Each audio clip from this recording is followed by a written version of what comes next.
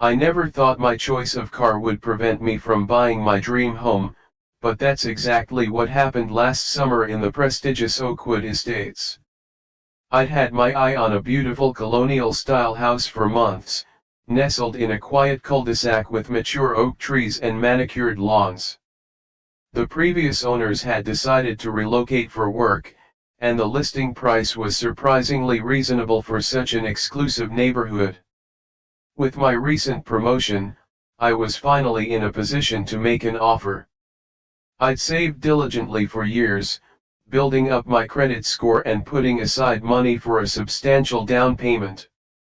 This house represented everything I'd worked for, a symbol of success and stability. The day I went to view the property, I pulled up in my brand new Tesla Model Y. It wasn't flashy, just pearl white with the standard wheels, but I loved it. Not only was I doing my small part for the environment, but the technology fascinated me. I parked along the curb and stepped out, taking a moment to admire the house in person.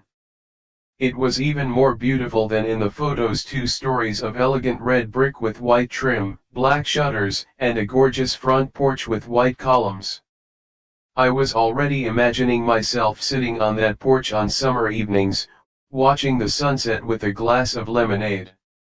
As I walked up the cobblestone path to meet the realtor, I noticed a woman standing in the driveway of the house next door, arms crossed tightly over her chest, staring at me with undisguised contempt. She looked to be in her late 50s, with an expensive-looking blonde bob and designer sunglasses perched on her head. Her lips were pressed into such a thin line they had almost disappeared. I smiled and waved, trying to be neighborly, but she just continued to glare. I shrugged it off, "You can't please everyone," and turned my attention to the realtor, who was coming down the steps to greet me. "You must be Ethan," she said warmly, extending her hand. "I'm Sarah. The house is absolutely gorgeous inside. I think you're going to love it." I shook her hand, excitement bubbling up inside me. We chatted briefly about the neighborhood as she unlocked the front door. Out of the corner of my eye, I could see the neighbor woman, now on her phone, gesturing animatedly while still glaring in my direction. I ignored it and stepped inside the house.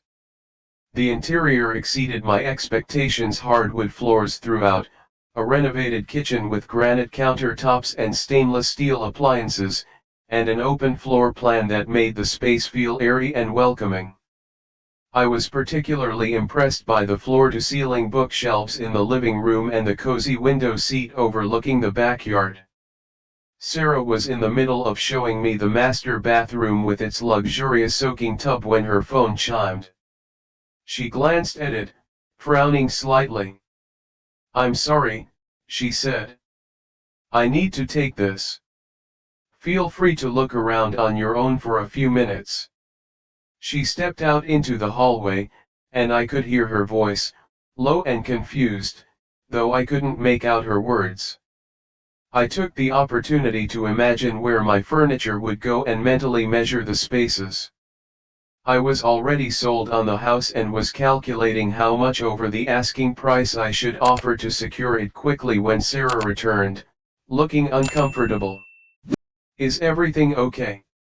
I asked, noting her pinched expression. She hesitated before responding. "That was Eleanor Henderson, the president of the Homeowners Association.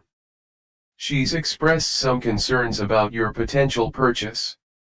I raised my eyebrows, puzzled. "Concerns? But she doesn't even know me." Sarah shifted uncomfortably. "It's about your car, actually. She saw you arrive in a Tesla and has objections." I blinked in disbelief. "Objections to my car? What does that have to do with anything?" Sarah looked genuinely embarrassed now. "Eleanor is quite traditional and has certain views about, well, electric vehicles.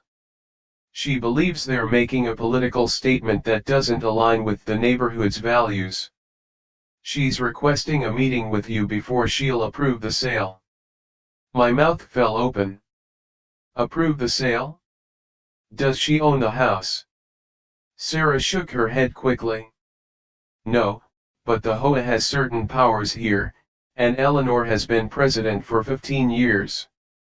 She wields a lot of influence with the board. Without their approval, the sale becomes much more complicated. I felt my temper rising but took a deep breath. This house was worth navigating a bit of ridiculous bureaucracy. Fine, I said. I'll meet with her. Sarah immediately tapped on her phone. She's actually available now, if you don't mind. She lives next door, the woman you probably saw when you arrived. Of course. It was her. The neighborhood watch in human form. I nodded, determined not to let this minor obstacle derail my plans. Let's get it over with. Eleanor Henderson's house was an almost identical colonial to the one I wanted to buy, except hers had a 3-car garage that housed a Mercedes-Benz S-Class, a Cadillac Escalade, and what looked like a vintage Corvette. So much for environmental concerns. Her lawn was. It looked beautiful but sterile, like a display home rather than a place where people actually lived. Eleanor answered the door herself, her smile not reaching her eyes as she assessed me from head to toe. You must be the Tesla driver, she said, her tone making it sound like she was saying axe murderer. I extended my hand. Ethan Miller. Nice to meet you, Mrs. Henderson. She took my hand with just her fingertips, as if afraid my environmental consciousness might be contagious. Please come in, we have matters to discuss.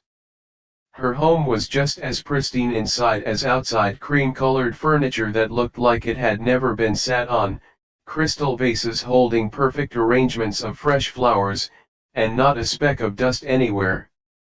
She led me to a formal sitting room and gestured to an uncomfortable-looking chair while she perched on the edge of a sofa. Sarah hovered awkwardly by the doorway, clearly wishing she were anywhere else. So, Mr. Miller, Eleanor began, Sarah tells me you're interested in the Sullivan property. Before we proceed, I need to make sure you understand the standards we maintain in Oakwood Estates. I nodded politely, though a sense of dread was building in my stomach. The neighborhood has a certain character that we've cultivated over many years. We value tradition, respectability, and she paused, her gaze flicking to the window where my Tesla was visible, and appropriate displays of success. I kept my expression neutral. I assure you, Mrs. Henderson, I understand the importance of maintaining property values and neighborhood aesthetics. My current home has appreciated 20% in the 3 years I've owned it. She smiled thinly. Yes, but Oakwood is different. We have certain expectations. For instance, our residents drive vehicles that reflect our community's values: American-made, traditional. Your choice of a Tesla sends a particular message that many here might find confrontational. I couldn't believe what I was hearing. Confrontational? It's just a car, Mrs. Henderson. She straightened her already rigid posture. It's a statement, Mr. Miller. Those electric cars are for people who want to lecture others about their choices. In Oakwood, we respect each other's privacy and avoid such political displays. I took a deep breath, reminding myself of the beautiful built-in bookshelves and window seat. I assure you, I didn't buy my car to make a statement. I bought it because I like the technology and performance. She waved her hand dismissively. Regardless, there's also the matter of charging. We don't allow external modifications to homes without approval, and those charging stations are unsightly. For you, a free like is easy. But for me, it is the greatest support and encouragement. For this video, can you give me one like and one subscription? Thank you very much. I managed to keep my voice level. I charge at home using a standard outlet in my garage. No external modifications needed. She frowned, clearly disappointed to lose that argument. Well, there's still the issue of fit. Oakwood residents are a certain type of people with shared values and backgrounds. We're like a family. The implication was clear, and my patience was wearing thin. And you don't think I'd fit into this family? She smiled, a predatory gleam in her eye. I'm simply concerned that you might be uncomfortable here. We're very traditional. Most of our residents work in established industries: banking, law, real estate. What is it that you do exactly? I'd had enough of the thinly veiled prejudice. I'm an investment banker, Mrs. Henderson. I specialize in sustainable energy financing. Her eyes widened slightly, clearly not what she was expecting. And I assure you, I can afford the house and the HOA fees without any difficulty. She regrouped quickly. It's not just about money, Mr. Miller. The HOA board must approve all new residents, and I have serious reservations about your commitment to our community standards. That's when I decided to change tactics. What exactly would ease your concerns, Mrs. Henderson? She blinked, surprised by my direct question. After a moment's consideration, she said, well, perhaps if you were to commit to certain conditions, parking your Tesla in the garage at all times, not installing solar panels or other such, her eyes narrowing, joining the appropriate community committees. I nodded thoughtfully. I see. And if I agree to these conditions, you'll approve the sale?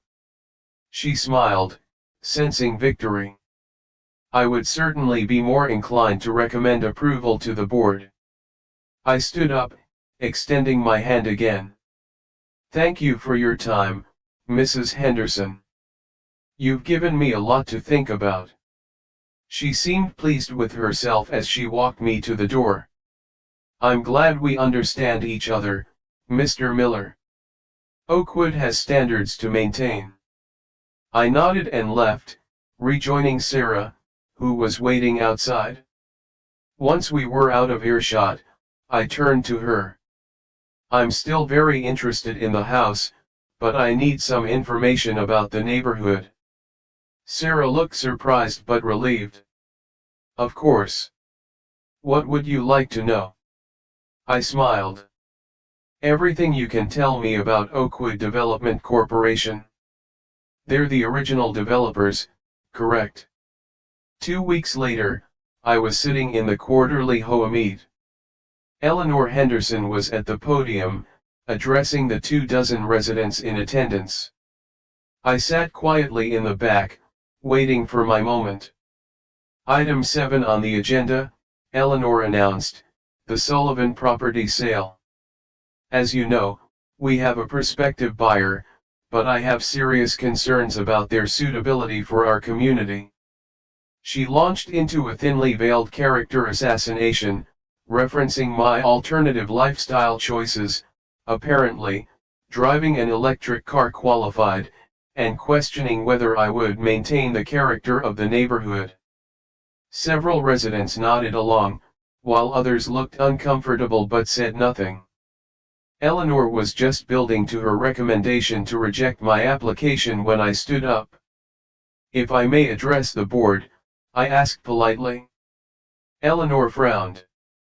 Mr. Miller, this portion of the meeting is for board discussion only. You'll have your chance to speak later. I smiled. Actually, according to your bylaws, property owners can speak at any time during discussions that directly affect their property. Her frown deepened. You don't own property here yet. That's not entirely accurate, I said, walking to the front of the room. I pulled out a folder and placed it on the table in front of the board members. 2 weeks ago, I completed the purchase of Oakwood Development Corporation from the Bennett family. They were looking to divest their remaining real estate holdings, and I made them a very attractive offer. A murmur ran through the room. Eleanor's face had gone pale. "What does that have to do with anything?" she demanded, but her voice had lost its authoritative edge. I smiled pleasantly. Oakwood Development Corporation still owns 30% of the properties in this neighborhood, the ones being leased and several that are vacant, including the community center we're standing in right now. I paused to let that sink in. So, you see, I do own property here. Quite a lot of it, actually. The other board members were now looking at Eleanor with varying degrees of concern and annoyance. Moreover, I continued, as the owner of Oakwood Development, I control 60% of the voting shares in the HOA, according to the original incorporation documents. I slid another paper across the table. Which means I can unilaterally approve my own purchase of the Sullivan property. Eleanor was sputtering now. This. You can't. We don't operate that way here. One of the other board members, a gray-haired man in a golf shirt, picked up the documents and examined them. These appear to be in order, Eleanor, he said quietly. According to these, Mr. Miller does indeed control the majority interest in the association. I addressed the room at large. I have no intention of making dramatic changes to Oakwood Estates. I appreciate the beautiful neighborhood you've all helped create. But I do intend to update some of the more outdated policies. I turned to Eleanor, starting with the prohibition on electric vehicles and solar installations, which actually violate state law regarding HOA restrictions. The meeting erupted into chaos. Some residents looked shocked, others seemed secretly pleased. Eleanor stood frozen, her face cycling through various shades of red. When she finally found her voice, it was tight with suppressed rage. "You deliberately misled me," she hissed. I shook my head. "Not at all. You assumed I was buying one house. I never corrected your assumption." "This will never stand," she said through gritted teeth. "I've run this HOA for 15 years. The residents trust my leadership." I looked around the room. "Let's find out, shall we?" I moved for an immediate vote on the HOA presidency. The gray-haired board member quickly seconded the motion, looking like he'd been waiting years for this opportunity. The vote was swift and decisive. 15 years of Eleanor's iron-fisted rule had built up plenty of resentment, even if most residents had been too intimidated to show it before. When the results were tallied, Eleanor had received only 3 votes, her own and 2 others. Her face went from red to white as the reality sank in. Without another word, she gathered her designer handbag and stalked out of the community center, the door slamming behind her with a bang that echoed through the sudden silence.